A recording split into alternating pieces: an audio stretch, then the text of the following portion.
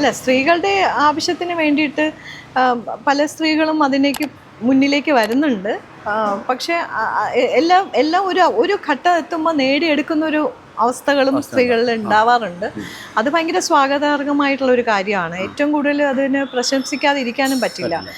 ഒരു ഘട്ടത്തിലേക്ക് അവർ ഒരു പോയിന്റിലേക്ക് എത്തുമ്പം അത് നേടിയെടുക്കുന്ന ഒരു അവസ്ഥ, ആ അവസ്ഥയ്ക്ക് കൂട്ടു നിൽക്കുന്ന കുറേ വ്യക്തികൾ, നല്ല മനസ്സുകൾ, ഞാൻ പറയുന്ന നല്ല മനസ്സുകൾ, സ്ത്രീകൾക്കും വേണ്ട അവകാശങ്ങളും കാര്യങ്ങളും ഒക്കെ.